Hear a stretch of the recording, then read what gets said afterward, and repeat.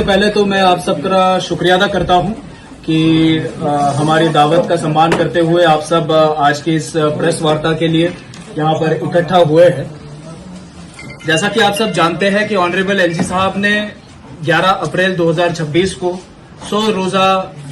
नशा मुक्त J&K अभियान का आगाज किया था और तब से लेकर अब तक 1 महीना हो चुका है और हमने देखा कि इस 1 महीने में पूरे यूटी ऑफ J&K में एक पॉजिटिव माहौल बना हुआ है नशे के खिलाफ और J&K पुलिस जो हमेशा से नशे के विरुद्ध अग्रेसर रही है उन्होंने भी अपनी कार्रवाई को तेज किया है और लोगों की तरफ से जो अच्छा प्रतिसाद हमें मिल रहा है उसकी बदौलत हम रोज नशे के खिलाफ एक नया मास्क खोल रहे हैं।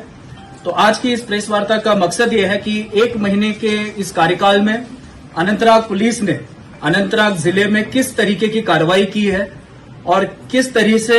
हम नशा मुक्त अनंतनाग की तरफ बढ़ रहे हैं, इस चीज से आपको आगाह किया जाए। 11 अप्रैल से लेकर 11 मई यानी कि 1 महीने के पीरियड में अनंतनाग पुलिस ने 120 एनडीपीएस के मामले दर्ज करते हुए 118 नारकोटिक पेडलर्स को गिरफ्तार किया है और इन सब से 300 किलो से ज्यादा कॉन्ट्राबैंड सब्सटेंस हमने बरामद किए हैं। साथ ही साथ नारकोटिक पेडलर्स की अवैध प्रॉपर्टीज के खिलाफ कार्रवाई करते हुए 14 ऐसी प्रॉपर्टीज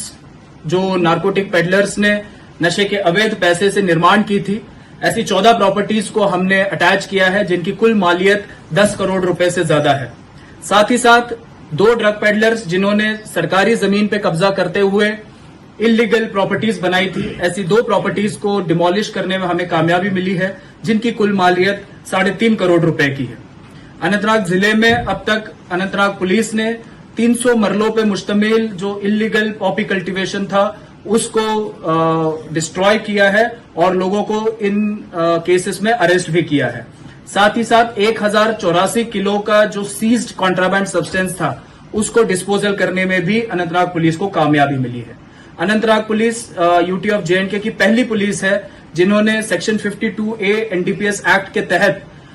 जो सीज्ड कन्वेंस होता है यानी नारकोटिक केस में जो गाड़ियां सीज की जाती है, यूजुअली ये गाड़ियां जो है फिर ओनर को रिलीज हो जाती थी, लेकिन अब ऐसा नहीं होगा। हमने सबसे पहली पहल की है इसमें और इन गाड़ियों का सरकारी तरीके से ऑक्शन करने का प्रोसेस हमने स्टार्ट किया है और हाल ही में एक ऐसे केस में हमें कामयाबी भी मिली है। हमने स्पेशल फोकस जो है ड्रग पेडलर्स के ऊपर किया था और हमारे इंटेलिजेंस सोर्सेज से हमें ये जानकारी मिली थी कि आजकल जो लेडीज है वो भी ड्रग पेडलिंग में मुलव्वस पाई जा रही है और इस चीज पे काम करते हुए अब तक 3 फीमेल अक्यूज को अरेस्ट करने में अनंतनाग पुलिस को कामयाबी मिली है।